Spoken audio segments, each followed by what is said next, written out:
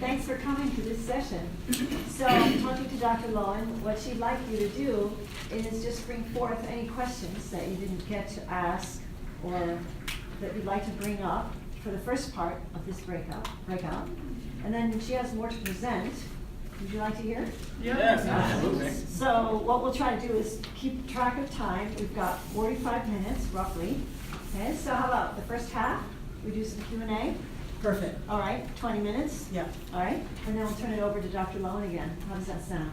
Yeah. All right? Great. So don't be shy to ask questions, all right? Okay, thank you very much. Before we get started, I do want to thank this illustrious lady here who's going to be our facilitator. This is the wonderful Miss Christine Furlick. Did I say your name right? You did.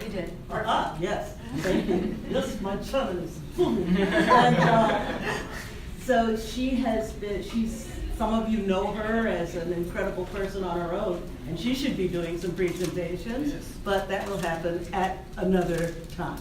So thank you so much for being here to help out, and of course you all know John Lowen and different ones. So let's just start with some questions about sexual integrity and intimacy and all of those things that we've been talking about. And I saw you. Yes, can you get up and just introduce yourself? That's helpful. Hi, my name is Sandra Lowen, and I'm with Women's Federation for World Peace. I'm the chairwoman here in Las Vegas. New chairwoman, Mary here is also previous chairwoman, special advisor. But my question is, I really like the progression of the developments, and what happens when you need to go back into those. That's a case-by-case scenario, I'm sure, but when you're talking about like a young teenage boy, perhaps, then when you can identify those things, does it take the whole family coming together, or what is the way to go back? How, if you can see where steps were not there, what does it take? Well, ideally, and I'm going to ask first that you take those little rectangles out and kind of silence them, and if you do have to take a phone call, just step outside. So I think this is being recorded somewhere in some world. But anyway, I just wanted to respond to that question. I don't know if everybody heard it. The question is, what do you do if you skip a step? How do you regain? How do you go back and develop your purpose or your will or whatever it is that you're missing that will underpin your intimacy so that it's appropriate? Did I get that? Yeah, you got it. Pretty well. Oh, thank you. Exactly. Back 1,000 a day. Okay, so then what has to happen? If I've never learned basic trust, what it's going to look like when I am in a relationship is that I am always testing, I am always trying, I'm always trying to find out whether or not you are really on my side. And it doesn't matter because I have no side. I don't know, even if you're the most trustworthy person in the world, I don't necessarily recognize that trust. So I worked, as I said, in several settings in which I was working with people who had lost precisely that. I had children who were 13, 14 years old who were stealing from, in fact, they came to me because they were stealing from booths and supermarkets to feed their younger brothers and sisters, to feed themselves, because there was not a parent present in the house. Not even a bad parent or a neglectful parent. There was no parent, and had not been, and they were trying to hide it from social services. So when you have been parentified as a child but do not have the underpinnings, then you've got to start over.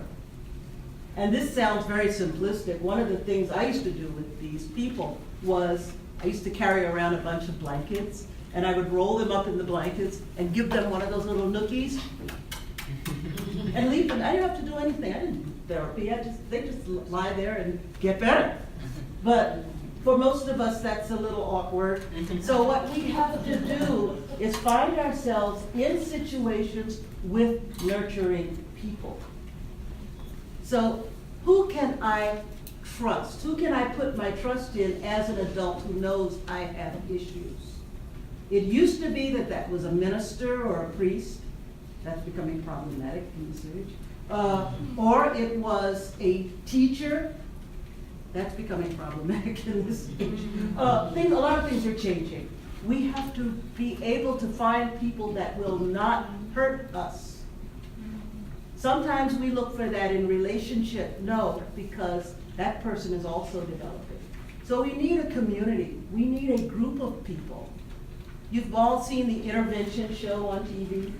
They all sit down. Oh, we were terrible parents and we did horrible things and now you're a drug addict and we don't know what to do with ourselves. But we do have to all pull together, figure out what's best for this person and try to offer that belatedly. And that person has to be open to, I need to find more trust in myself. I need to find my purpose. I need to understand my will as a human being. I need to come to accept myself. And a lot of it is self-acceptance. A lot of it is looking at myself, realizing what I can change about me, and changing that to my satisfaction. Most of us hear 171,000 negative messages about ourselves before we're 18. Let's watch our words, because what we say to another person can be harmful. Why was I so impressed with my husband saying to me, "You are beautiful"? Because when I was a child, my father would walk up out of the blue, I'm there doing my homework or whatever, and he'd say, "You know, you're an ugly thing." And it had nothing to do, aside from the fact that the man had no aesthetics, it had nothing to do with me. I looked like my mother. And their marriage had fallen apart. So we have to be careful that what we are feeding another person is what they deserve and not what we are getting off from ourselves. I don't know if that's helpful. Yeah. Okay. All right. Another question? Yes. Hi, my name is Tim. I have a question because it's related to, I usually have some sort of like a corona like, and I have a bit of problem with like how open I should be to the girl. So I don't know if you can like explain like how should I be open to another person without being too, intrusive or rude or anything. I want to just understand, this is when you say that I have a girl, you're not talking about your daughter. Oh no, I'm just a student. You're a student, okay, so you have a significant other in your life. No, it's just a girl that I like before. A girl that you liked before? Yeah. Okay, before what? Before I used to be in my country, Vietnam, before I come here, and there's a girl I like, and I used to hang out with her a lot. Yeah. And I have trouble with openness, basically. Mhm. So the relationship is very fragile. Mhm. So how should I be open? The solution. Okay. What you're looking for is a relationship in which, as I say, you cast no shadow. We have a lot of people here that will talk about high noon and some specific things. But in relationship, there can't be shadow. If I want this to be a long-standing relationship, then I have to be able to figure out why I'm not telling somebody something. Is it because I don't feel they're trustworthy? Is it because I feel that what I have to say is so horrible that they'll run away and scream? Is it because I have been hurt before by people who said the wrong things to me in response to my revelations? So it has a lot to do with that. Finding out why it is that I'm not being open. Because if there's something scary out there, I'm not opening up. If the tigers are prowling the university, it's probably better that I stay in this room. And emotions are the same way. If I feel like something I say or do will cause someone to say or do something that will hurt me, I often close down. Sometimes it's finding a person with whom you can be open. Because sometimes the person that is not, we're trying to make a relationship with someone that is not relatable. So someone out there can hear your heart. Someone out there can feel your pain, can enjoy your happiness, and maybe it's not the person you're relating to right now. Or maybe she's sitting there going, when is Tim going to tell me something? I can't stand it. What's wrong with him? He's always just kind of like around the bend. So this is the question you need to answer for yourself. What is my barrier to being open with this individual? Yes? Hi, I'm Marcus. I'm the band director and marketing and sponsor director for CARP Vegas, CARP National Organization. So my question is, when it comes to people who have kind of like family trauma, for example, like from broken families and stuff, and you enter like into an environment where you can feel like love and support, but it's how do you deal with being, I guess, incapable or unable or having something that holds you back from being able to consistently be able to develop a relationship? It's like, I know this is a good place, this is good for me, but I don't want to engage with it. Now comes the time for soul searching. Did you all hear that? What happens if you're in a great environment with accepting people, but you just can't bring yourself to reveal who you really are? Now we need to start looking at what is going on inside of me, because most of us do not self-search. Sometimes our own emotions are scary. What we feel is scary. We've got monsters that live in there and have been nibbling on our livers for years. And sometimes they're little cute monsters, and sometimes they're really scary monsters. So we need to get those out and recognize where is the place that I can be free enough to find myself. Where is the place that I can be honest with me? That I am scared of being accepted. And what is it about being, and there's nothing wrong with being scared. You know, I see the big guys who go, I'm never scared, I'm never scared. I'm really scared of that, but I'm never scared. So where is the place that being scared is okay? There are things that should scare us in this world. And one of them may be facing myself. So let's look at who I am, who I know I am. Maybe I came from a broken family and these people are so together that I feel like if they saw me for who I am, they might be scandalized. And that means that I haven't yet put myself on the level that I am okay. I haven't developed my confidence in who I am, my faith in who I am. And that's going to take some self-talk and some self-work. And you're learning, I'm okay. Whoever I am, I'm okay. So there's nobody that should look at you and think you're anything else but beautiful. And it's okay for you to be the king of any situation you want.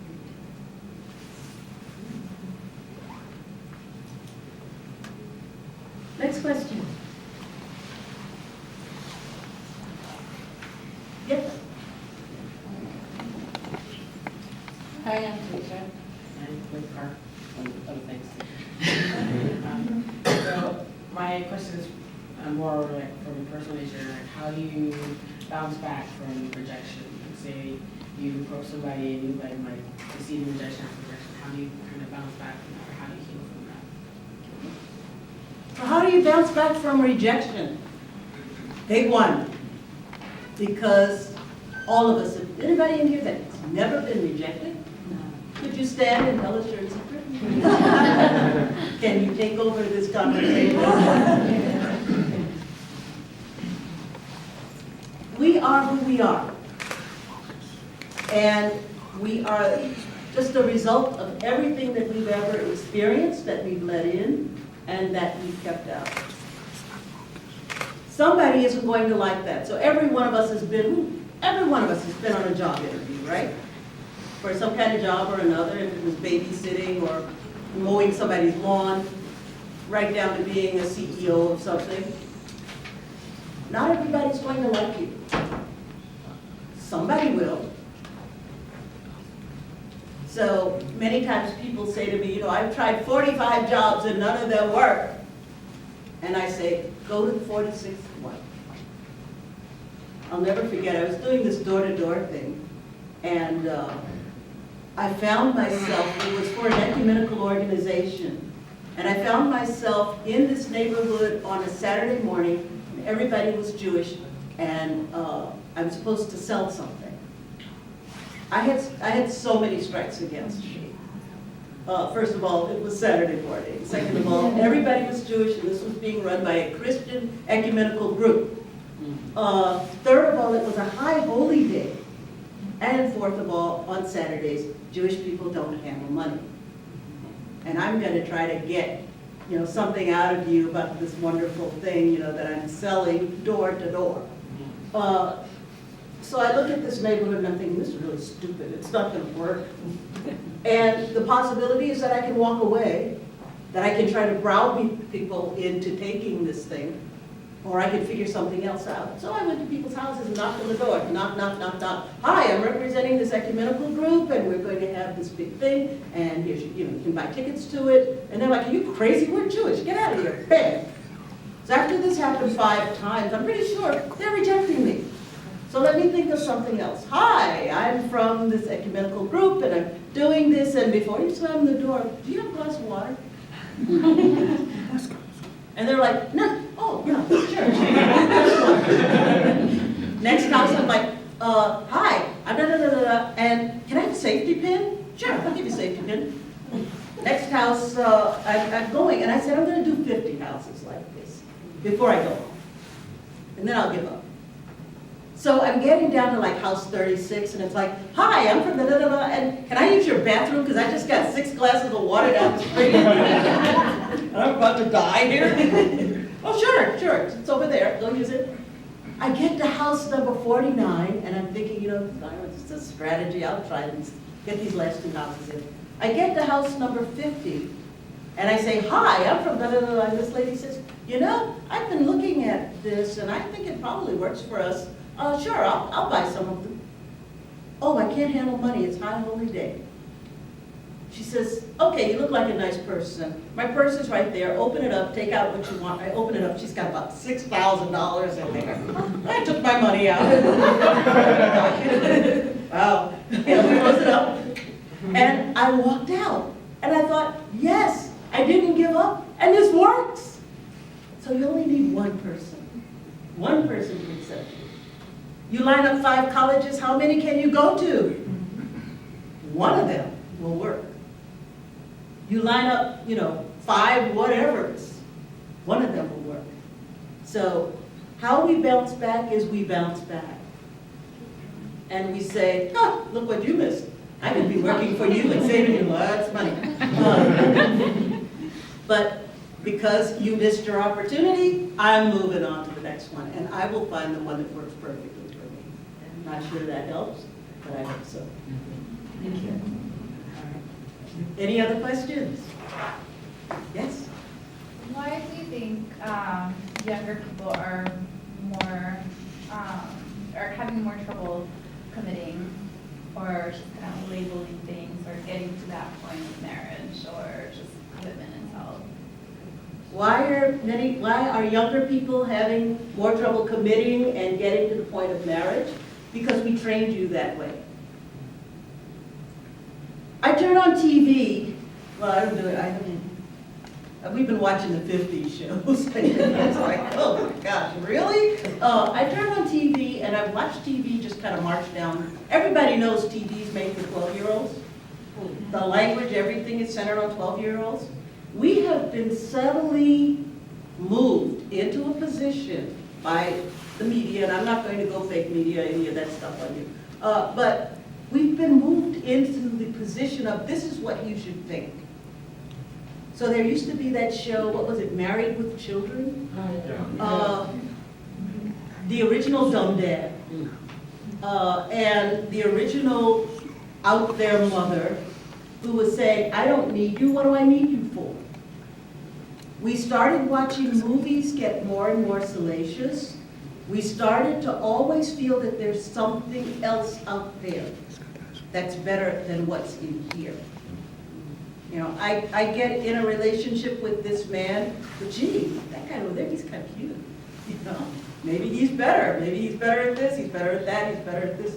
So there's always that concept that there's something better.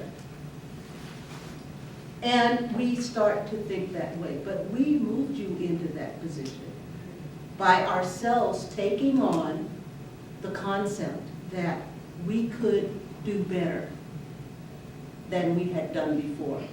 Certain things in our parents' lives and our parents' parents' lives were not the best things. And so we felt, let's get rid of that. But as my husband often says, let's not throw the baby out with the bathwater. We threw the baby out. We said, whatever your parents told you is stupid, get rid of it. They talked about fidelity, they talked about constancy, they talked about loyalty. You don't need that. And when we got into the sexual revolution, it became a big thing. So, was it Pope Benedict, the Pope who retired on his own? You know, he was supposed to die in your chair, but he didn't. He decided he would get out. And so a new guy, Pope Francis, has come in. He came back a couple of days ago. He made an edict. And what he says, well, I mean, it's not law, but he made a statement. What he said was, we need to recognize what we have done to the world. He said, we have ruined things. We've allowed things that years ago we would have thought of as unthinkably horrible to become the norm. To become the norm. And of course, he enumerated some of these things, and I'm not going to get into them. But he says, what have we done? What has happened to the human race? What has happened to the way we approach things or think about things? So there's always that saying, just because you can doesn't mean you should. But we somehow think that because we can, we should. Yeah, we can all live as beautiful single islands and do perfectly well. But in all probability, it won't make us as happy as we could be if we looked at our lives and decided, hey, bathwater, baby, bathwater, baby. That's the helpful way of looking at this. So we have a whole attitude and a whole consideration that we have to have. What's best for me? Is it best for me to join the consensus and say that for marriage? Is it better for me to say, hey, maybe I should find a good person, settle down with that person, be happy with that person? But really take care in making sure it is the person, so that I don't have to do it 2 to 3 times.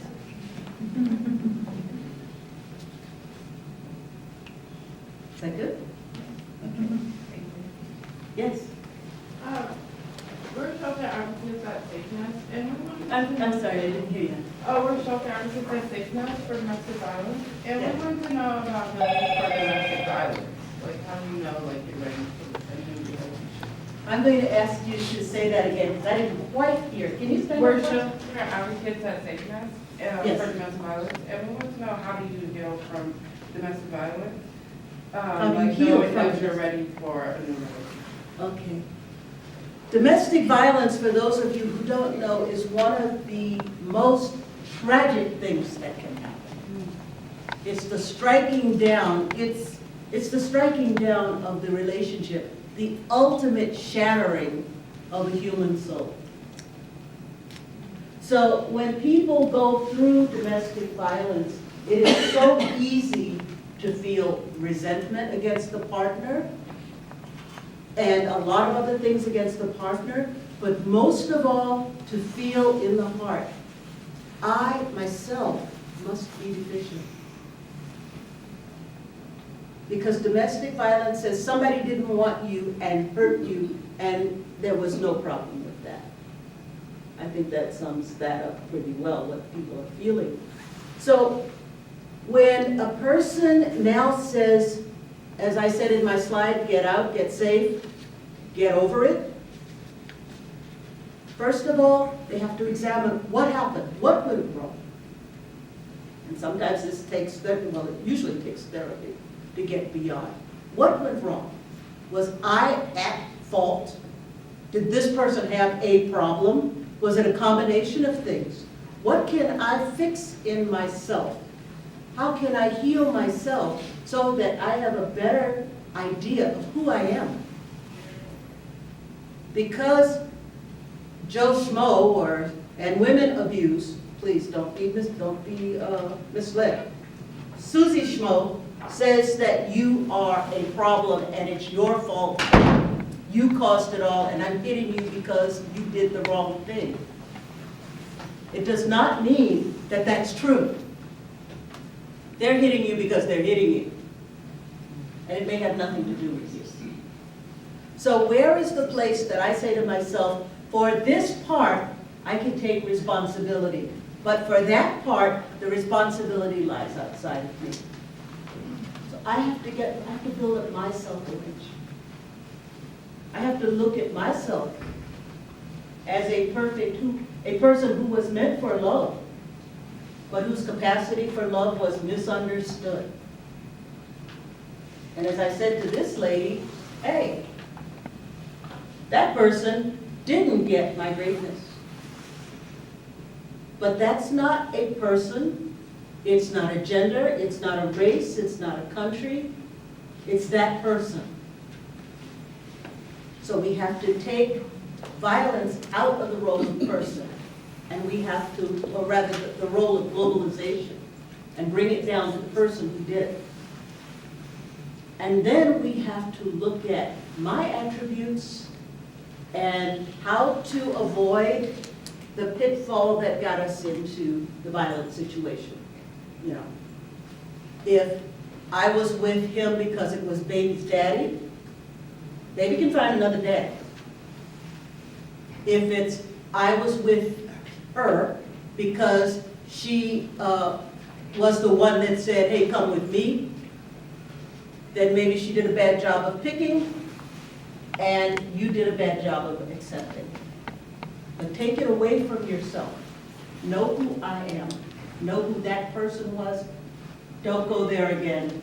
Deal with openly seeking for a person who can get in the heart.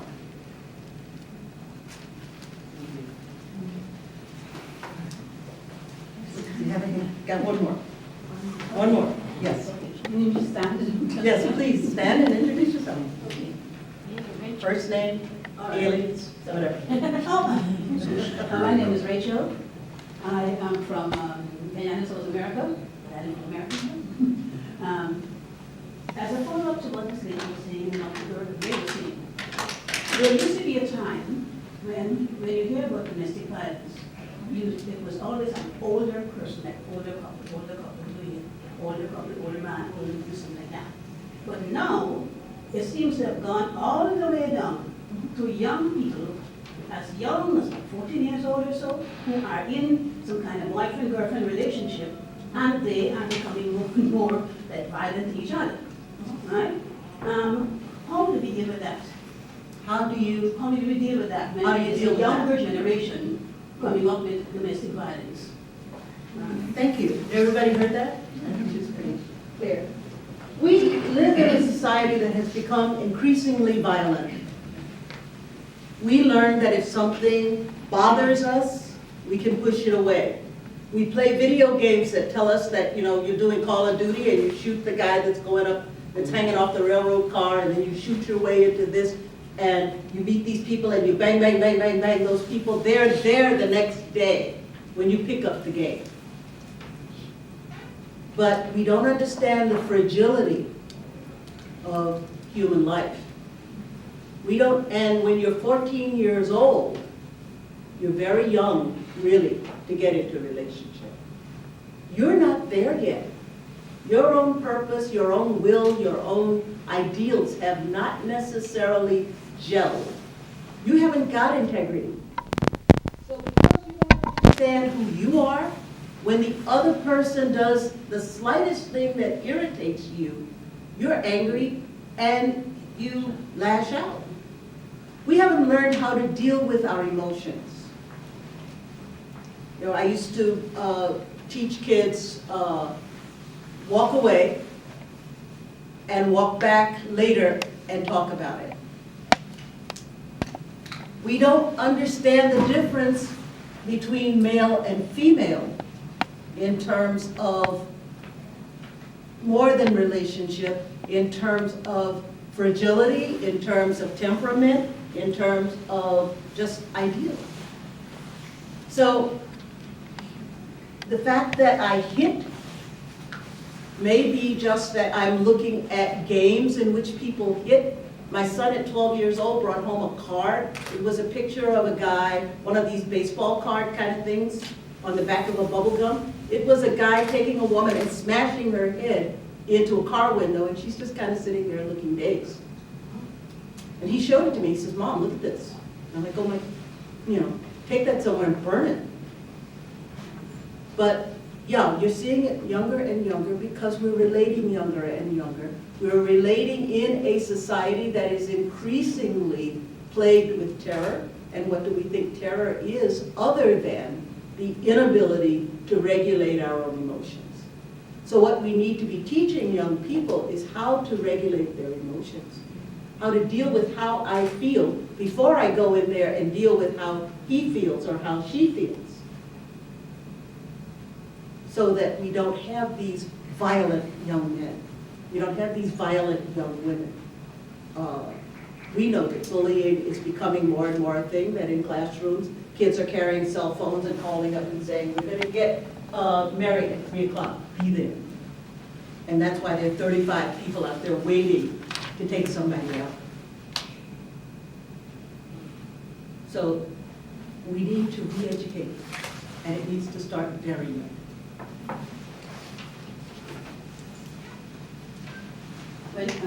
When you say very young, we learn to believe that children, they become very conscious of things like age 6 or 7. So perhaps we need to start at that age, so that we will have a better view of the other person. It needs to start at birth.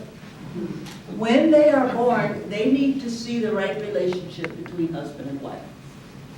They need to see the right relationship between relatives, grandma, granddad, and uncle and aunt.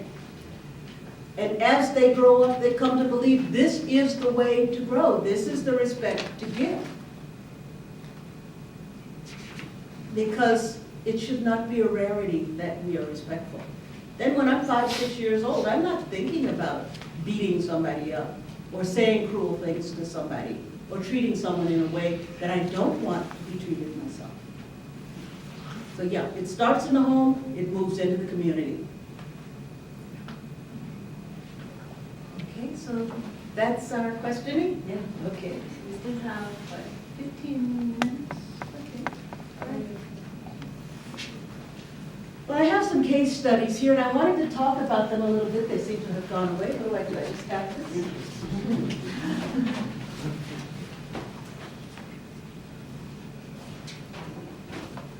But essentially what I did was I had pulled out some cases from over like 30 years of working with people for sexual integrity.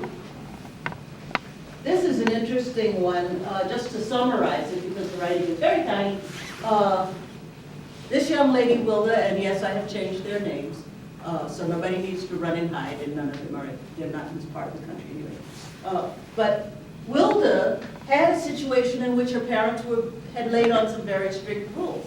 You're going to any young man that we don't want you to date before you're 18. Any young man that you're interested in, you're going to bring to the house so we can meet him and give him the 3rd degree and maybe take him out back and scare him a little bit.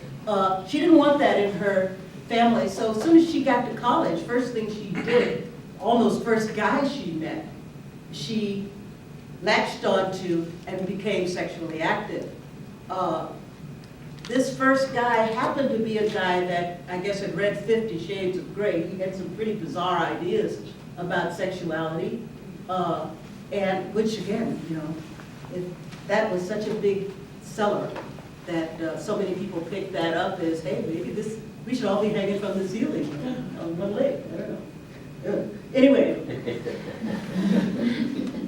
she got into some pretty hairy forms of sexuality, and what we learned is that sexual behavior is also addictive, especially when it's unbridled.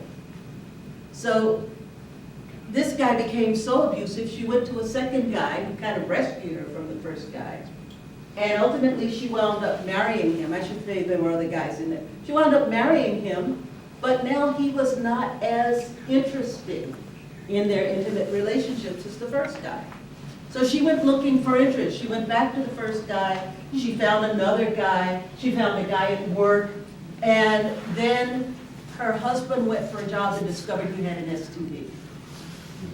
And he had not been with anyone but her for an appreciable time. So he comes home and confronts her, I have an STD. Where did I get it from?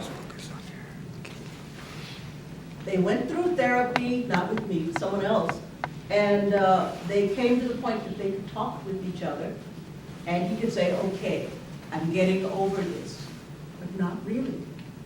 If she went out, she looked especially pretty, she was gorgeous. She looked especially pretty going someplace.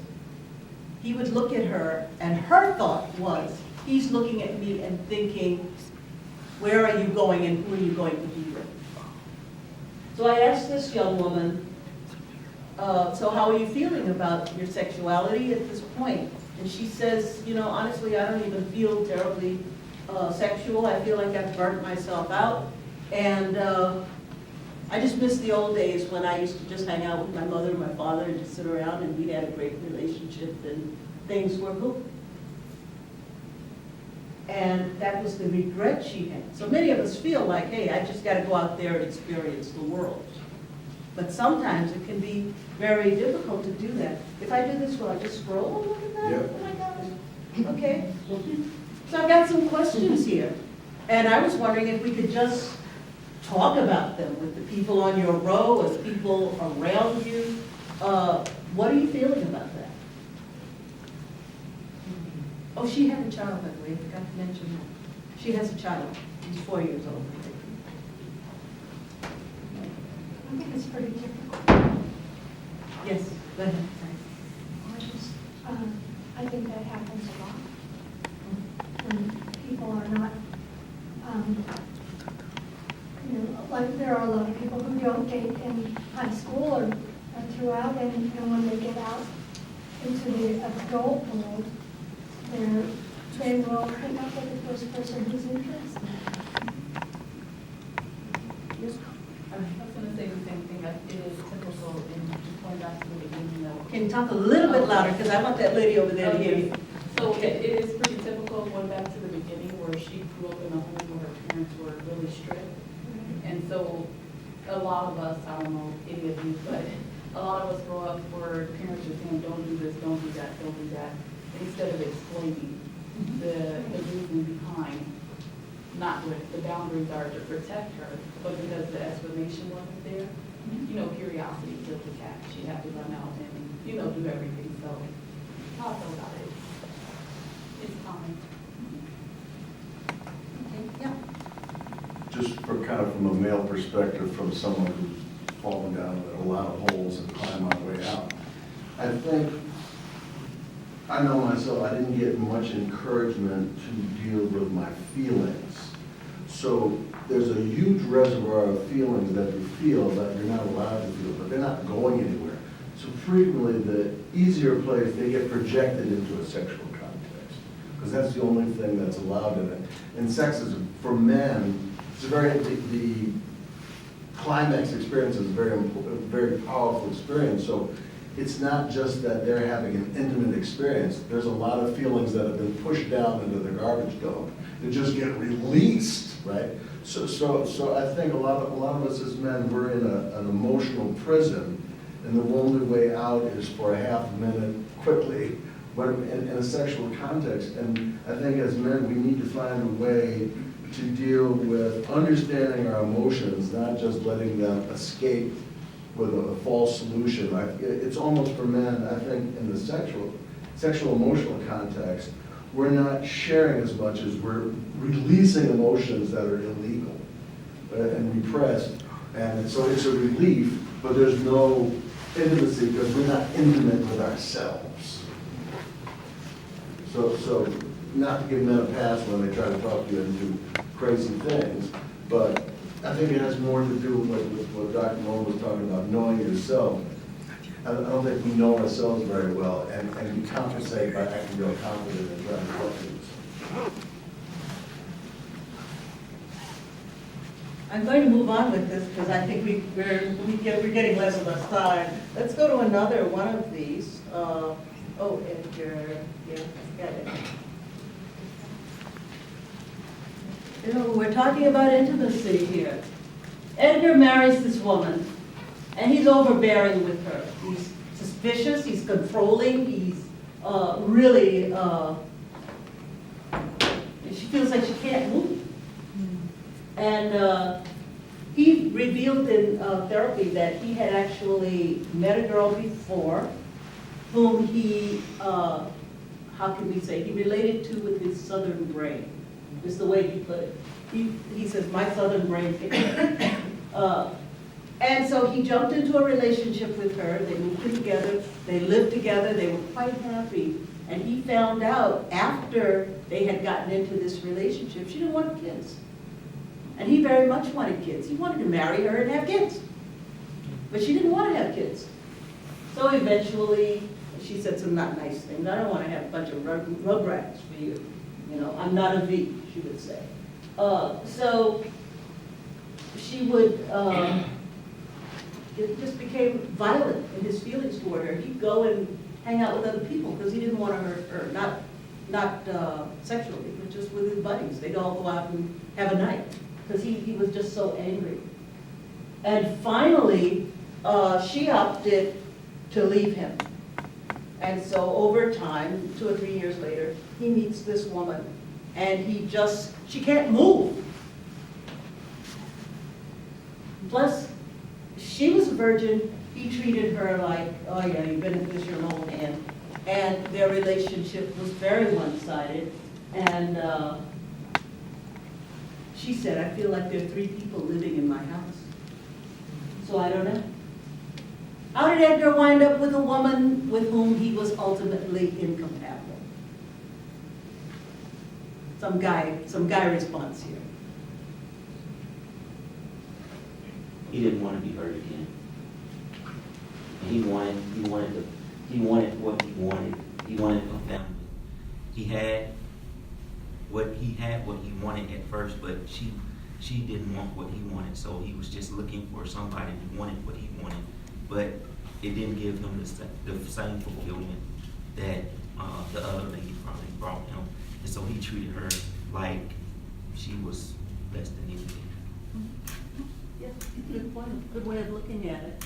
So how might he have saved that first relationship? Any idea? Yeah. I think that if that talk, if that actually communicated, instead of him just like, oh, she's a goddess, okay, let's go sex. If he actually talked with her, then there's a possibility that relationship maybe wouldn't even happen. Because he probably would have found out, oh, she doesn't want kids, that's a big thing for me, I want a family. And I think if there's communication there, then that first relationship probably would have been first. He would have been with that girl. So, Maybe you would have felt, yeah, she was, but I didn't say, she was much younger than he was. Edgar's second person was much younger than he was. So what are the benefits or the liabilities of living with somebody before you marry? Both sides. I don't know if anybody has done that, and then you don't have to reveal here. But what are the benefits? What are the liabilities? Well, when you're living together, you're not committed. It's not, well, if it doesn't work out, we can just leave. There's a total different feeling than when you are committed to, staying with someone. Then the rules are totally different. So perhaps he was trying for a committed relationship with an uncommitted person, is what you're saying. Yeah. Yeah, if she didn't want children, you'd think they would have discussed that. Okay. Would have been good if they had done it. Yes. Sometimes living with a partner, like before marriage, you could feel you feel blindsided at first because you feel like, oh, like they're in love, so like let's live together.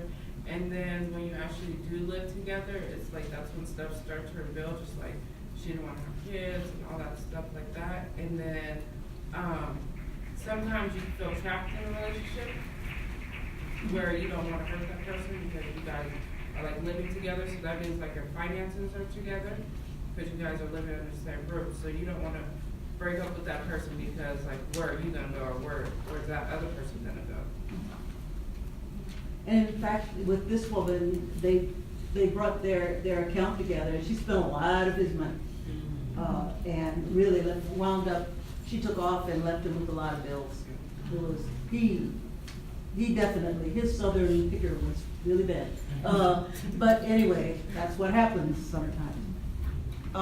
The third one, Gladys and Mortimer, they were interesting people. She starts out, you know, I should have known better than to marry a guy I met on April Fool's Day.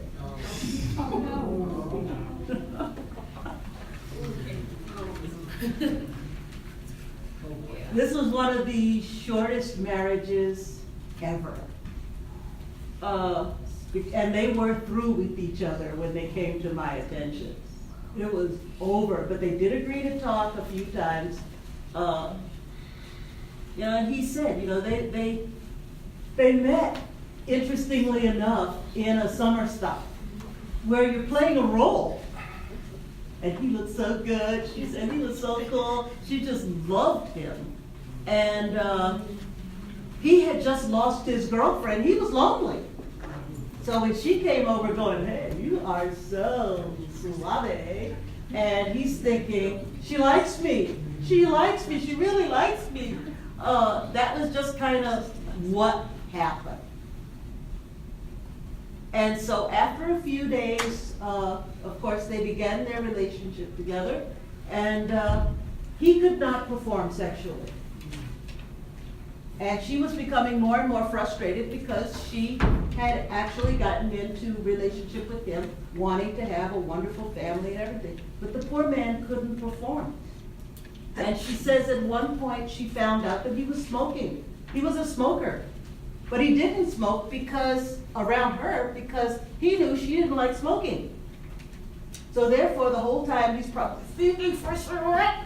And, you know, why don't you go home, Gladys? Okay, like you, see you later, bye. Oh, you know, it's just that kind of thing that he hid from her, that he was a cigarette smoker. So now the relationship is not working. He's a cigarette smoker. She's upset. And finally, she says to him, I don't understand why why you don't function with me when we're in a sexual relationship.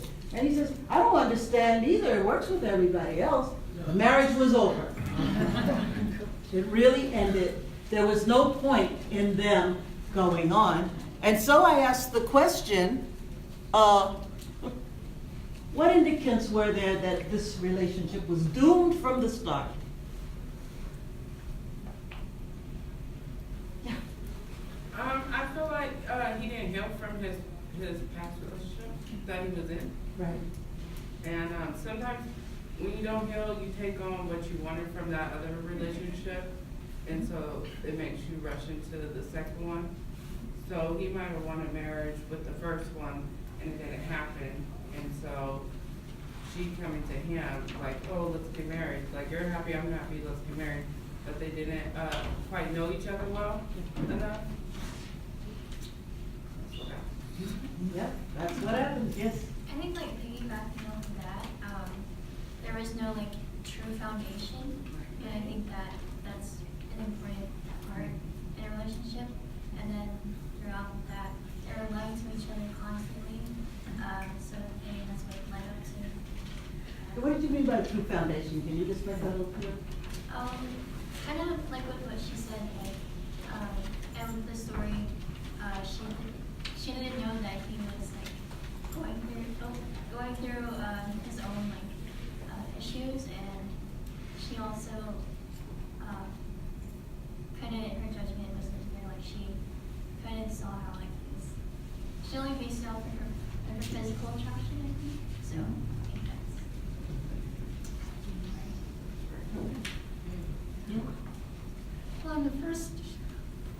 says, oh, he looks so good. Everything I wanted in a man, well, all she knew was what he looked like. Yeah. She didn't And he was know playing a role. what was in his heart. Yeah, they told me. That right off the bat, I thought, oh, this is doomed. Okay, so I hope you're doing marriage counseling. True, I mean, you look at this guy, and, oh man, he's so hot. It all goes down. Yeah, I'm sorry.